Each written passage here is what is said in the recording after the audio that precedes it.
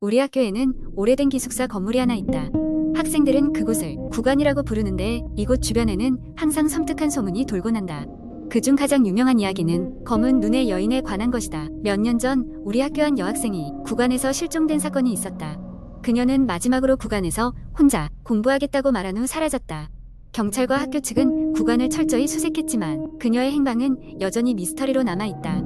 학생들은 그녀가 구관에 홀로 남아있다가 무언가를 보고 충격을 받아 사라졌다고 믿고 있었다. 그 이후로 구관의 늦은 밤까지 남아있던 학생들이 검은 눈을 가진 여인을 목격했다는 이야기가 전해지고 있었다. 그녀는 창백한 얼굴에 검은 눈동자, 하얀 드레스를 입고 있으며 조용히 복도를 배회하고 있다고 한다. 어느 날 밤, 이 이야기를 알지 못했던 나와 내 친구들은 시험 공부를 위해 조용히 공부할 곳을 찾다가 구관을 찾게 되었다.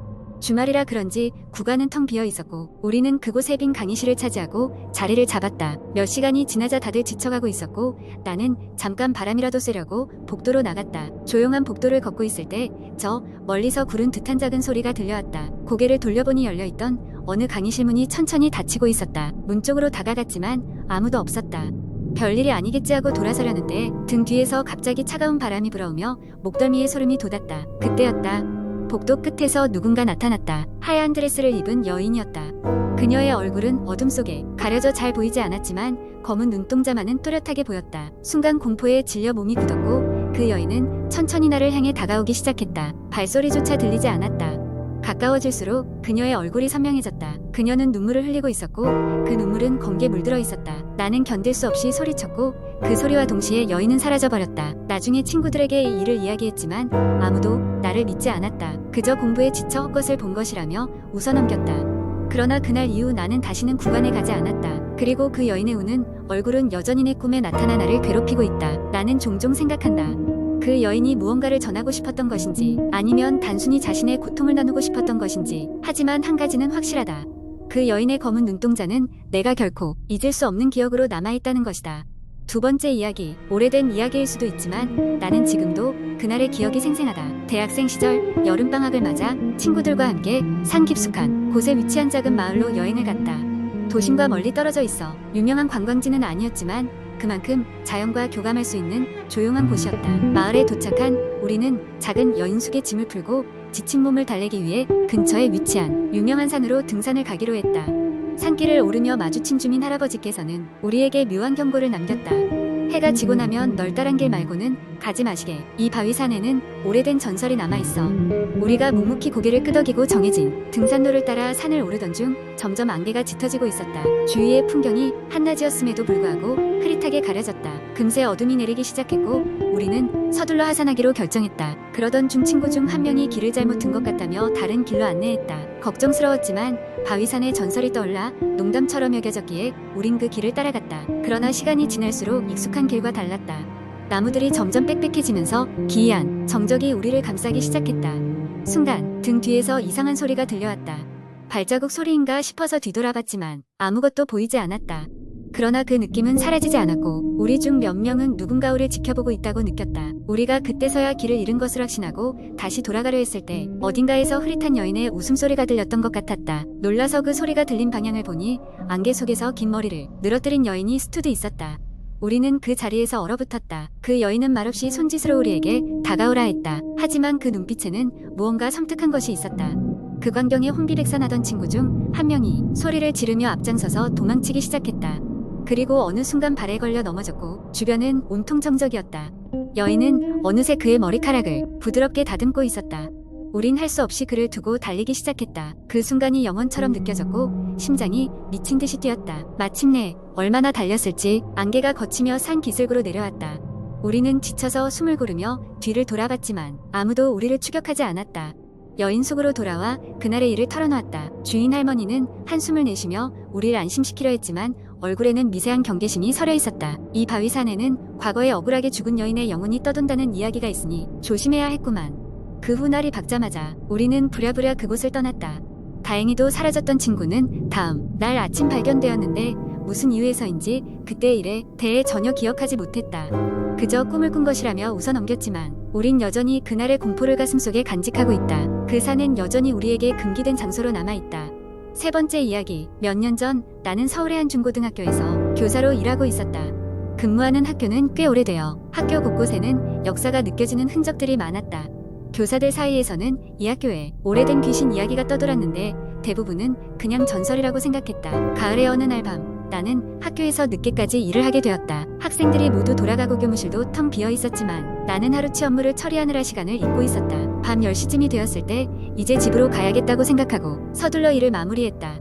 학교를 나서려면 어두운 복도를 가로질러야 했는데 불빛이 희미하게 깜박였다. 어릴 적부터 귀신 이야기를 좋아했던 나는 오히려 이런 분위기가 조금 흥미로웠다. 무서움을 느끼지 않기 위해 혼자서 노래를 흥얼거리며 걸었다. 그때 내 뒤에서 발자국 소리가 들리기 시작했다. 처음에는 누군가 나와 같이 퇴근하는 선생님일 거라고 생각했다. 발걸음을 멈추자 뒤따라오던 발걸음도 멈췄다. 이쯤 되자 나도 조금 신경이 쓰이기 시작했다. 누구세요?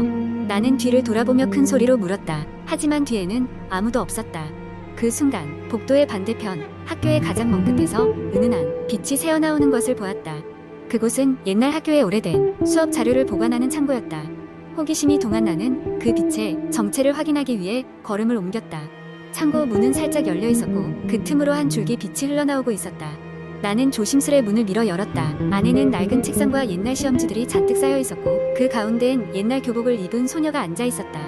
그녀는 매우 창백한 얼굴로 창고 한 구석에 놓인 오래된 공책을 바라보고 있었다. 나는 순간적으로 숨이 막히며 소리를 지르려 했으나 목소리가 나오지 않았다. 그저 꼼짝도 할 수 없었다. 그녀는 천천히 머리를 돌려 나를 바라보며 입을 열었다. 그 입에서 새어나온 말소리는 너무나도 낮고 서늘했다. 왜 이렇게 늦은 시간까지 남아있는 거야? 나는 즉시 뒤로 물러나 창고 문을 힘껏 닫았다. 그리고는 정신없이 복도를 달렸다. 내가 본 것이 환상일 수도 있다는 생각이 들었지만 너무나도 생생했다. 학교를 빠져나와 동료 교사들에게 전화를 걸어 이 사실을 알렸으나 그들 모두 내 말을 잘 믿으려 하지 않았다. 다만 한 선배 교사가 조용히 말했다. 아, 설마 그 소녀를 본 거야. 그 선배는 조심스레 학교의 전설을 이야기해 주었다. 그 소녀는 수십 년 전 학교에서 사고로 목숨을 잃은 학생이었다고 했다. 그녀는 종종 학교에 남아있는 사람들 앞에 나타나 피해자 혹은 고독한 동행을 자처한다는 전설이었다. 이후로 나는 가급적 가능하면 늦은 시간까지 학교에 남지 않으려 노력했다. 그날 밤 이후로 다시 그 소녀를 보지 못했지만 그 경험은 내 마음속 깊이 각인되었다. 학교에 남아 과제를 채점하거나 준비물을 챙길 때면 그날 밤의 기억이 떠올라 가슴이 서늘해지곤 했다. 이후로 학교의 전설은 나에게 더 이상 단순한 이야기가 아니라는 것을 깨달았다. 그 일은 여러 해에 걸쳐 학생들과 동료, 교사들 사이에서 가끔씩 회자되었다. 시간은 흘렀고 난 학교를 떠나 다른 곳으로 정근을 갔지만 가끔씩 밤이 고요할 때면 그 소녀의 황량한 눈빛이 생각나곤 했다. 공포는 눈앞에서 사라졌지만 그 기억은 영원히 나와 함께할 것이었다. 네 번째 이야기. 어느 날 나는 오래된 친구들과 함께 한국 시골 쪽에 위치한 작은 마을로 여행을 가게 되었다. 이 마을은 개발이 덜 되어 있어 자연 그대로의 분위기를 간직하고 있는 곳이었다. 마을 중심에서 조금 떨어진 곳에 우리가 머물게 될 옛 고택이 있었다. 고택에 도착했을 때 그곳은 마치 시간을 거스르는 듯한 느낌을 주었다. 낡은 기와 지붕과 나무로 만들어진 장식들이 마치 신비한 기운을 풍기는 것 같았다. 처음엔 설레는 마음으로 이곳저곳을 둘러보았지만 긴장을 풀고 돌아다니는 사이 한 가지 이상한 점을 발견하게 됐다. 집 안 구석에는 오래된 거울이 있었는데 묘하게 다른 공간처럼 느껴졌다. 친구들과 나는 장식으로 두기엔 너무 오래되고 기괴한 느낌이 드는 그 거울 속에 금방 흥미를 잃고 다른 곳으로 이동했다. 그날 저녁 우리는 마루에 모여 앉아 술을 한 잔 나누며 여행의 첫날 밤을 즐기고 있었다. 한 친구가 장난삼아 마을 주민에게 듣게 된 이야기를 꺼내기 전까지는 말이다. 그의 이야기에 따르면 우리가 머물고 있는 이 고택은 오래된 전설을 가지고 있다고 했다. 아주 오래전 이곳에 살던 집주인 가족이 어느 날 밤 그대로 사라졌고 이후로 거울 속에 갇힌 혼령들이 그들이라고 했다. 술기운에 가볍게 넘겼던 그 이야기는 서서히 밤이 깊어질수록 우리들 사이의 불안감을 자아냈다. 결국 우리는 제각기 방으로 가 한눈 붙이기로 했다. 밤중에 문득 깨어난 나는 목이 말라 부엌으로 향했다. 부엌으로 가는 길은 거울이 있는 안방을 지나야 했는데 지나치면서도 모르게 거울에 시선이 끌렸다. 역시 이상한 기운이 감지됐다. 거울 속에는 내 모습만 있는 것이 아니라 내 뒤쪽으로 어렴풋하게 보이는 다른 형체들이 있었다. 나는 흠칫 놀라 돌아섰지만 내 뒤에는 아무것도 없었다.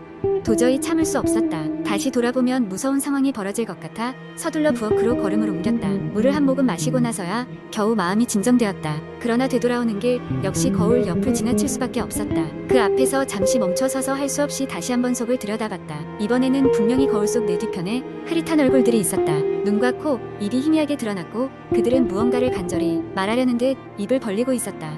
공포심에 얼어붙은 나는 재빨리 방으로 돌아와 문을 잠그고 이불을 뒤집어썼다. 다음 날 아침, 밝은 일광 속에서의 고택은 마치 아무 일도 없었던 것처럼 평화로웠다. 친구들에게 이야기를 했지만 어느 누구도 나와 같은 경험을 하지 않았다며 그저 꿈이라며 웃어 넘겼을 뿐이다.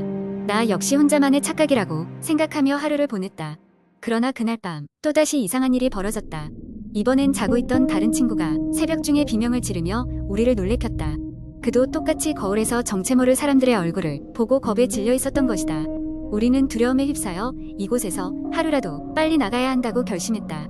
남은 일정은 다 포기하고 다음날 아침 짐을 싸서 서울로 돌아갔다. 서울에 돌아온 후 한참 동안이나 그 고택에서 있었던 일들은 우리에게 잊혀지지 않는 공포로 남았다. 가끔씩 친구들과 모여 당시 이야기를 할 때면 여전히 그 거울 속 사람들이 우리를 바라보고 있는 것 같은 소름 끼침을 느낀다. 어떤 이들은 여전히 그 마을을 방문해 그 고택을 찾는다고 하지만 우리는 다시는 그곳에 발길을 돌리지 않을 것이다. 마치 거울 속 사람들에게 갇힌 재앙이 우리를 기다리고 있기라도 한 것처럼.